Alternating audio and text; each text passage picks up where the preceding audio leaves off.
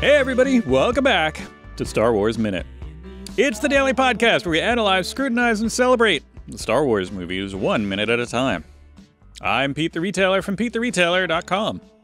I'm Alex Robinson from AlexRobinson.fun. And I'm Kelly Anneken of KellyAnneken.com. You guys with your .coms, you think you're so great. I mean, I'm pretty great. It doesn't really have anything to do with the .com, but... Yeah. Well, Alex, let's talk. We can make a deal. I'll get you a .com. Yeah, he owns every URL known to man. It's true. Or most of them, at least. A good amount. Some of them, Yeah. are elusive. Your domain name Baron. Yeah. Oh, that's my favorite character from Dune. Star Wars. Star Wars. I'm Pete the Retailer. Did I say that? We did. Yes. Today we're here to talk about minute 102 of Star Wars Episode 8, The Last Jedi. 102 starts with DJ being revealed to be a traitor. So I'm assuming everybody's going to shout, "Traitor!" And it ends with Holdo watching the transports get picked off by enemy fire. It's a real bummer for her. It is. She's gonna be like, ugh, they are not gonna remember this maneuver fondly. Yeah, she was like, this is my plan. Why doesn't she do the Holdo maneuver now? I think she's... all the shuttles are out. Like, it seems like this would be the perfect time to do it before they can pick off the rest of the fleet. Well, I think she's about to. Okay. Mm-hmm. She's moving slowly for comedic effect, as discussed. Right. Like Tim Conway. She's shuffling. queuing up her Leon Redbone. That's her get psyched music. She blasts some Redbone. Right, with like close up on her finger on the knob, just like, and they're like, Sunglasses on. Yeah. I wonder if we'll ever see a Star Wars with like Guardians of the Galaxy style, like pop music. So like real world pop music, Earth pop music. Yeah. I don't think so. I mean, I think, correct me if I'm wrong, they established pretty clearly at the beginning, a long, long time ago in a galaxy far, far away. So anything that we've got, probably doesn't have copyright for wherever they are, and they're in the past. They can just use it with impunity because there's no copyrights. Yeah. They can just play whatever they want. Technically, they'll be using it even first, so they can claim the copyright. Oh, there you go. Oh, wow.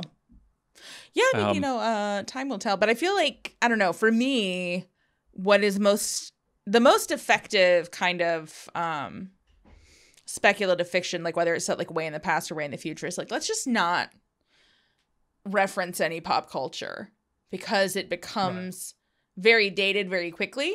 Right. I mean, like, see also everybody's haircuts in A New Hope.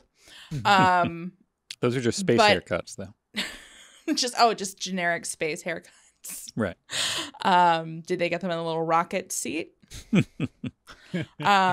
Yeah. So just basically, like, just don't do that. Don't mention them by name because then, like, I feel taken out of the story. So this is for me specifically. I don't care what anybody else thinks. What was that movie that came out actually a few years ago? It's probably 20 years now. Where it was like, I think it was like Heath Ledger was in it, and it was like A Knight's Tale. A Knight's Tale. Oh, buddy. But now you gone done it. It had all like classic rock in it. Yeah, anachronistic music cues. I actually do love that for historical stories that are like, we are telling now. So like Sofia Coppola did that with Marie Antoinette, very famously. Yeah, I love that. I think it's a really great time. But you don't want to see it in Star Wars. But I don't want to see it in space, a completely made up time. Right. Got it. Oh, fair enough. Yeah. I contain multitudes and they're very restrictive. That's the thing. I can see it. Like, I feel like if, I don't know, hard to discount anything because like the further we go down the road with this, I'm sure they'll allow it at some point. But I don't know. I feel like if J.J. Abrams didn't do it, then they're not going to let anybody do it. Because he's very much, I mean, again, I feel like it, I feel like if J.J. Abrams didn't do it, then they're not going to let anybody do it. Because he's very much, I mean, I mean, again, I feel like, I don't know, for me, what is most effective kind of speculative fiction, like whether it's set like way in the past or way in the future, it's like, let's just not reference any pop culture because it becomes very dated very quickly. it doesn't carry the same cachet in this universe as something like the Marvel universe, which is pretty well established to kind of like be our current reality. Right. Yeah. I'm sure somebody has like talked about this a lot at length, and it's not me. So find that person. Like, hey, do you want to talk about the comparison between these two multiverses? Well, I'm trying. I'm just in the back of my head now. I'm thinking about going like, what would be good music cues for different points in Star Wars? But I think when like someone's getting ready like to fight, they should put on like "Bad to the Bone" or Leon Redbone, or "Bad to the Leon Redbone." Hey, speaking of stuff we discussed yesterday, I definitely noticed in this minute the flaps up, flap down thing with their hats. And Up, maybe flap, it's down, like flap. maybe it's like a rank thing where you have to keep them down until you're a certain rank, then you have to put them up. Or maybe it's Put a 'em up. social hierarchy. You know, it's like flap up, flap down. Yeah. Who are you gonna choose yeah. in the Jets and Sharks aboard this ship? Oh yeah. I thought you said Tonight- the Jetson Sharks. Yeah, it's my favorite spin-off, Right. the Jetson Sharks. They're sharks, they're in space, and they have a robot maid. Some people's apartments are in the sky, some are underwater. So Yeah, of course. What were you going to say about the Jets and the Sharks?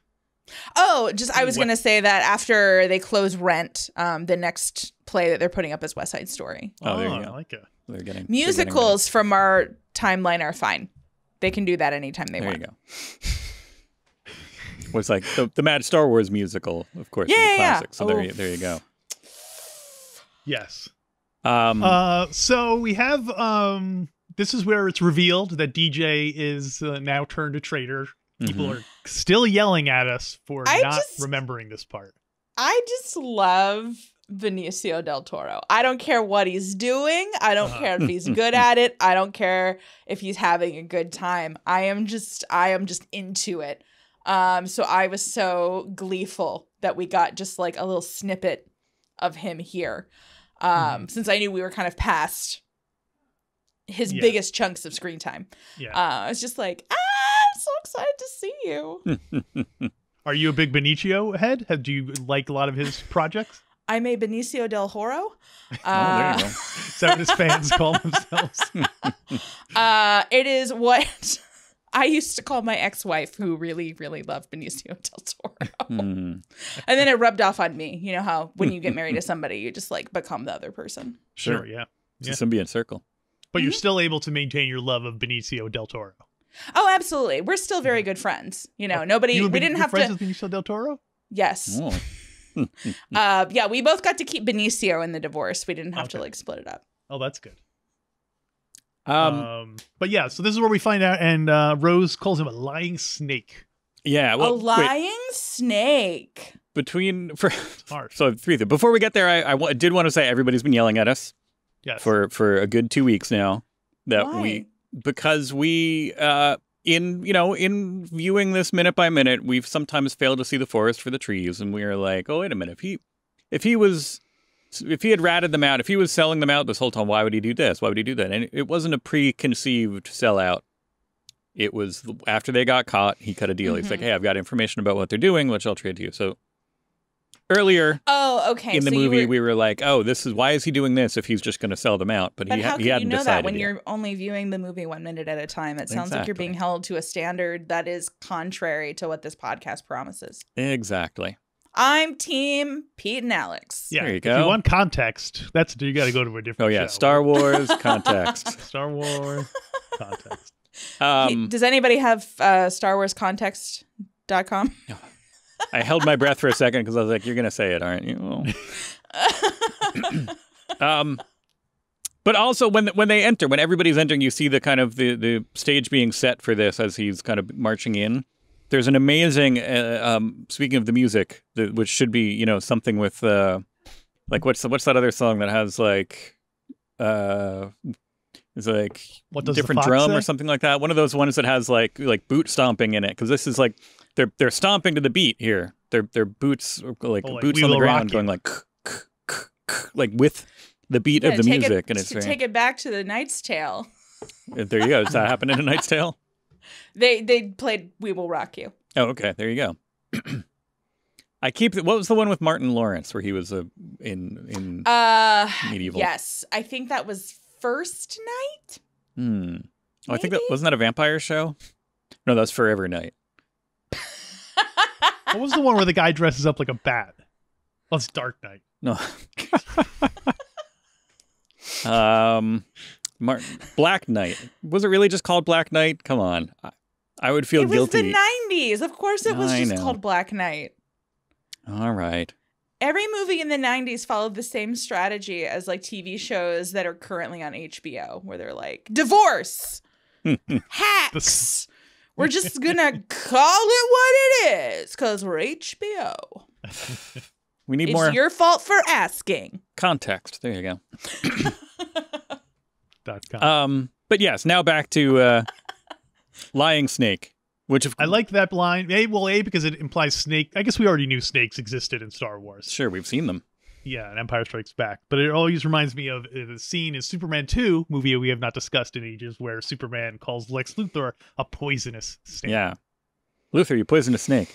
Yeah. And when I was looking that up to get the line right, someone pointed out, do you think Superman knows the difference between a venomous creature or a poisonous creature? Superman he's not from here. He doesn't know you don't eat snakes. That's true. I mean, you do. People do eat snakes, so maybe I mean, the venom is poisonous. But you can eat around the poison part of a venomous animal. You can't do that with a poisonous animal. Okay. Right. Yeah. Anyway. Shut my mouth and call me Superman because I did not get that distinction. It reminded me of earlier in this film, we brought up that line because we were talking about Rey when she first calls Kylo on the Force phone. She says, she calls him a murderous snake. Murderous snake. Murderous snake. Something else that the copy editor failed to see.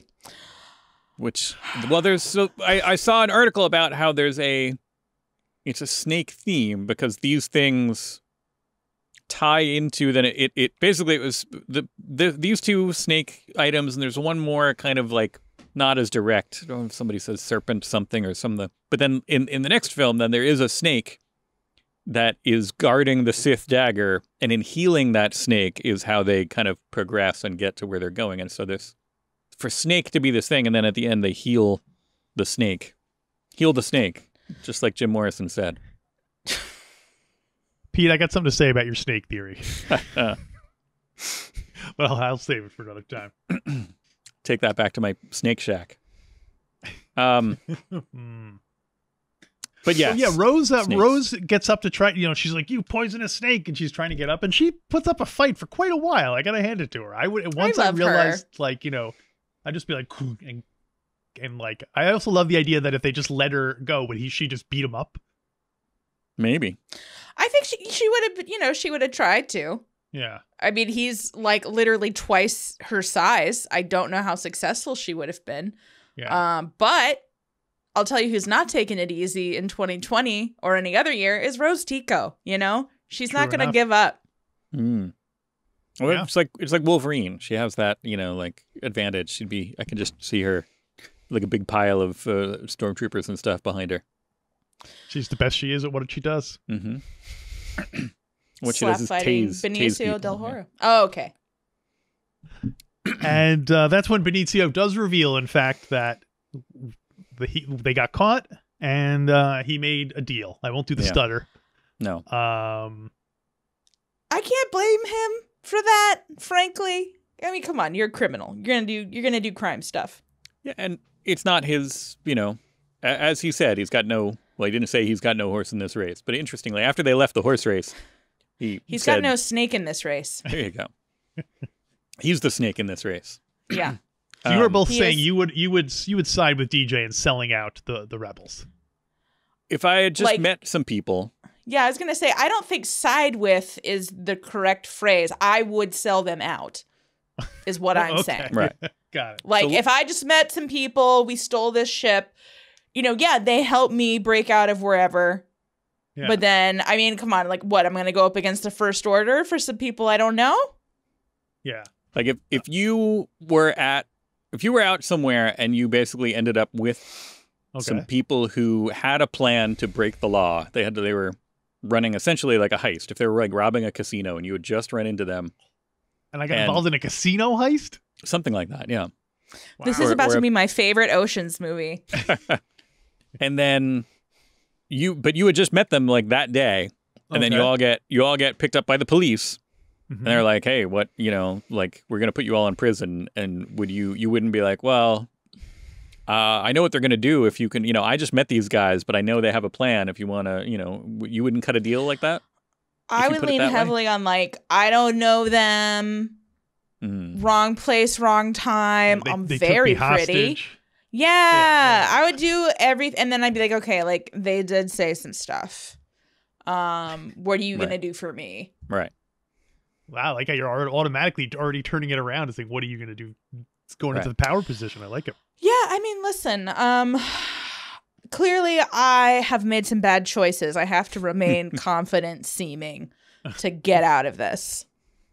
Oh, you mean in this theoretical situation? In this theoretical situation, not right now. I mean, I'm always confident. It's kind of a curse. If we switch to the foot cam, we're not going to see that you have a house arrest ankle on. The very existence of the foot cam is distressing. I wasn't going to bring it up, but it came up last week. I didn't agree to be on your OnlyFans. Oh, okay. I have to talk to our lawyers then. Yeah. Oh man. Well, prepare to be sold out. When I was in my teens to early 20s, one time I was with a group of friends, and we were out kind of on a camping or just kind of outdoorsy kind of a thing, and we went into the local town. And one of the friends of friends, so there's a kid there that I didn't know, friends of friends, and he was a little bit of a troublemaker. And we ended up going through, like, we walked into like the arcade, or maybe it was like something where there were arcade games that wasn't, they had them outside of the diner or something like that. So there's a thing, and one of the arcade games had the keys in it. And so he opened up the coin compartment and stole a bunch of quarters. And then we left, and then the police showed up at our campground or at our cabin, whatever we were in. It was more of a cabin, I guess. The police showed up, and they started asking questions. He took off, ran into the woods. The police brought us in to the police station. How many quarters were in this thing?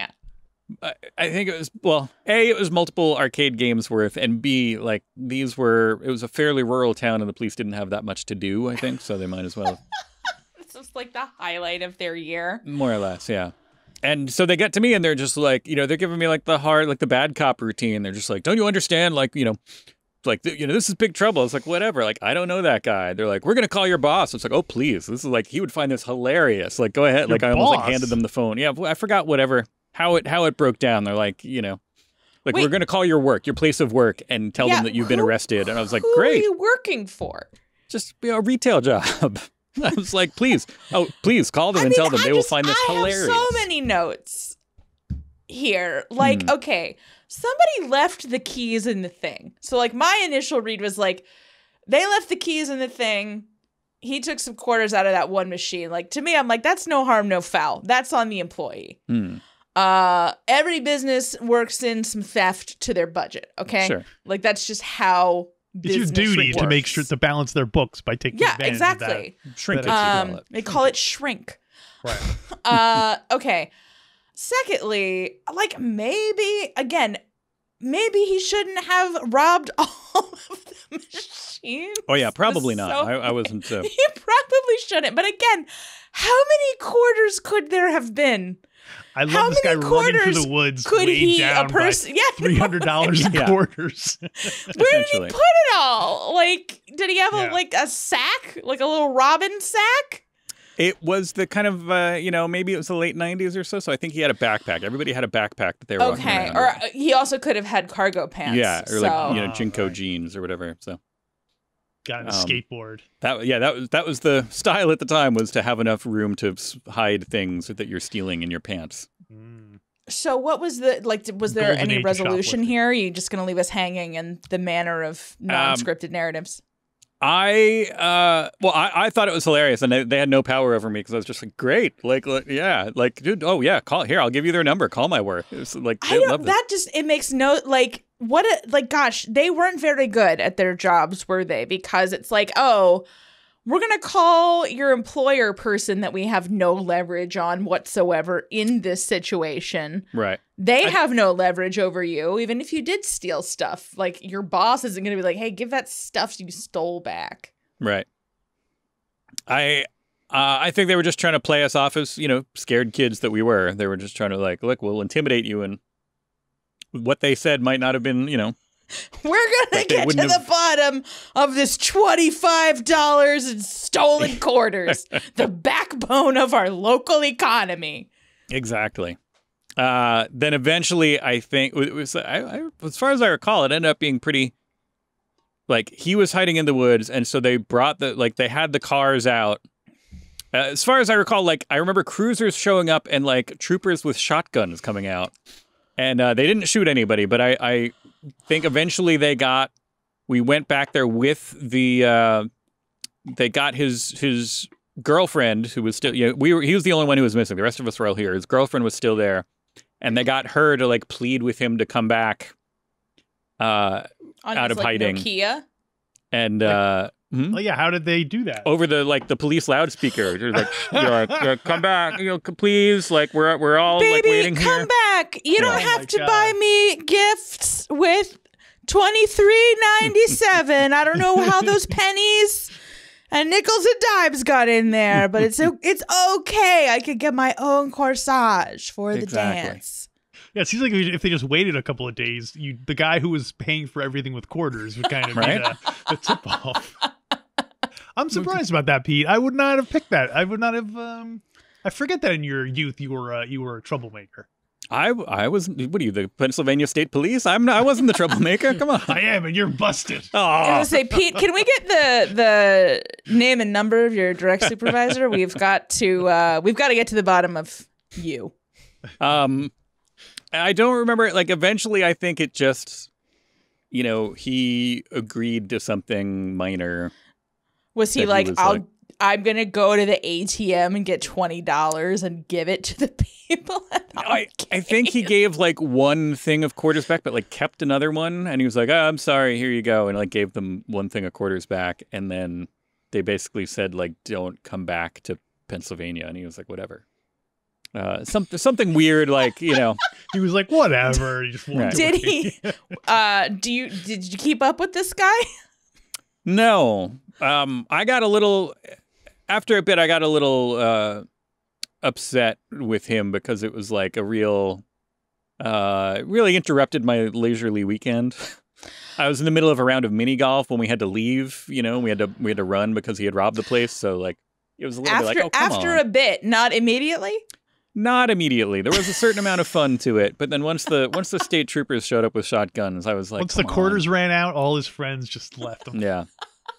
But in retrospect, I was a little bit too, it wasn't as big of a deal, as the police made it or as I made it. It was just all right, whatever.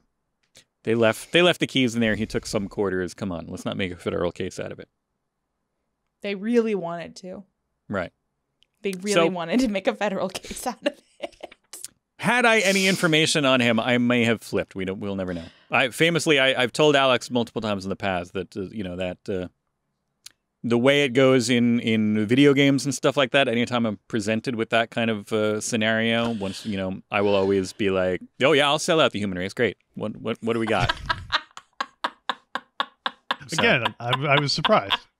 Right. Wow, this is your origin story. So just nobody put me in that position is all I'm saying. Don't expect me to be noble or especially if you interrupt his mini golf. Yeah, well, but I'll blow my top. I'll be like, whoa, that's it. I'm calling the aliens.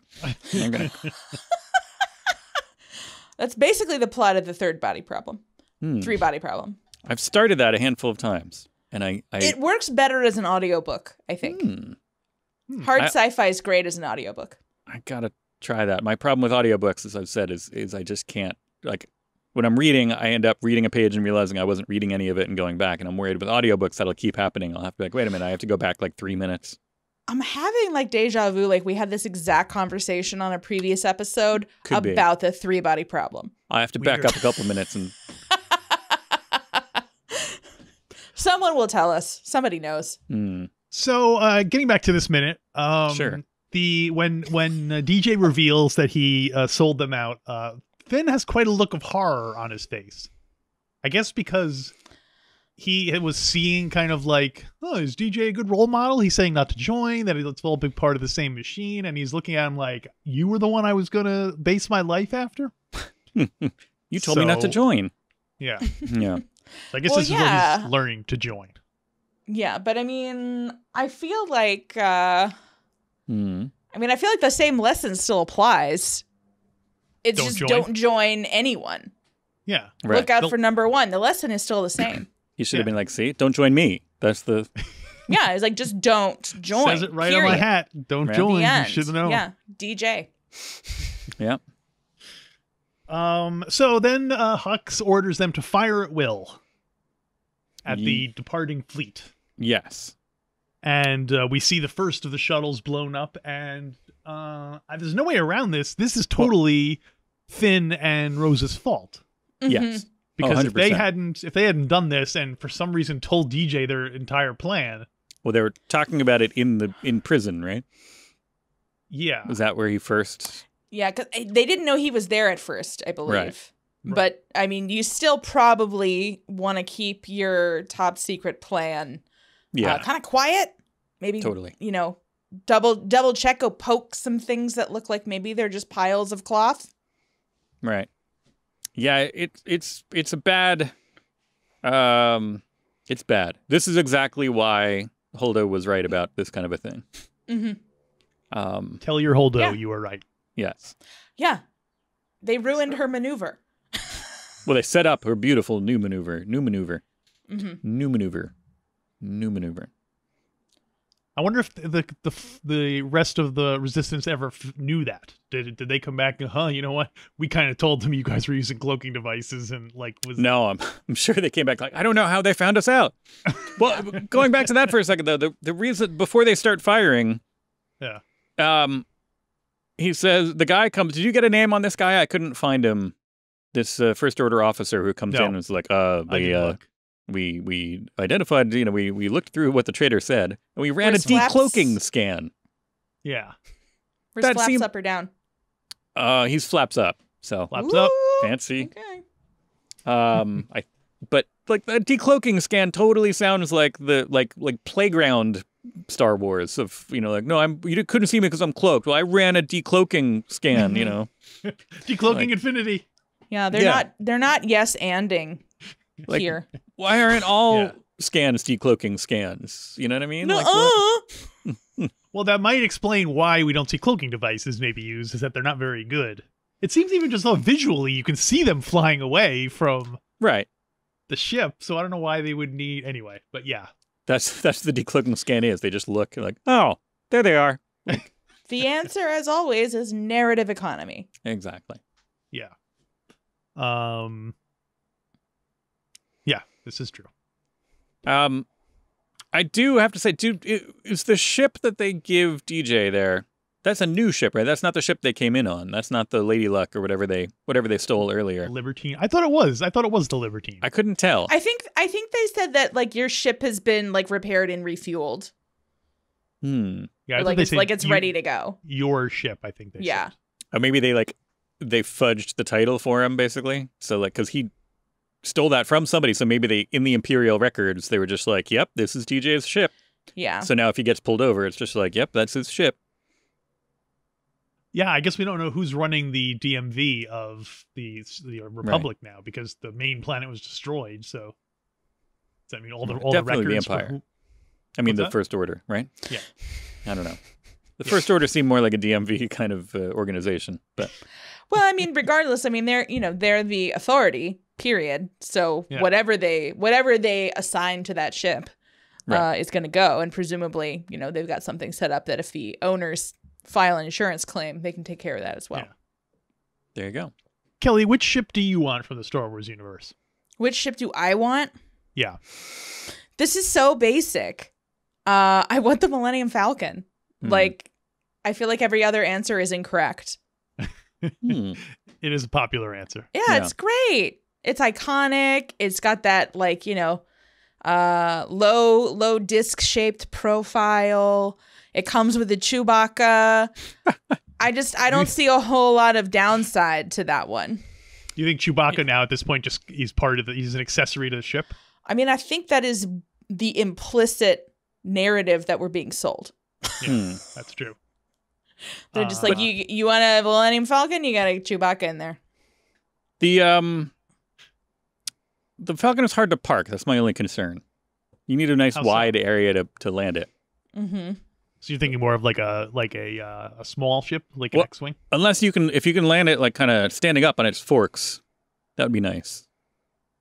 Like totally like face down. That feels, I mean, it would depend on the gravity of wherever you're landing it, but that feels like it wouldn't be sustainable.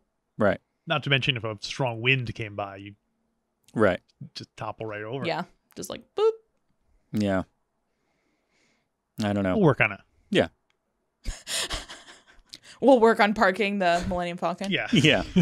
Stay tuned. It's part of the DMV series. Yeah, I was going to say, my driver's ed class, Millennium Falcon parking 101. But yeah, nice ship. That's all I had. Outside of that, this kind of continues. We see the results of this minute continue into next minute. Do either of you guys have anything specific for 102 left? Luther, you poisonous snake. Luther, Rule you poisonous struggles. snake.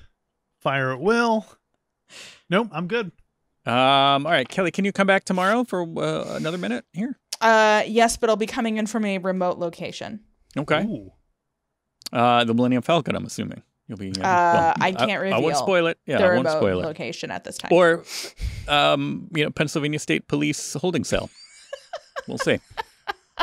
Hang on, I just gotta dump these quarters. Flush all the quarters down the toilet. Yeah. The evidence. Yes, I was a teenage boy in the 90s. Well, if you are flush with quarters, why not go to our merch store? StarWarsMinute.com/merch. They don't take quarters. Look, I don't take quarters from you or anybody.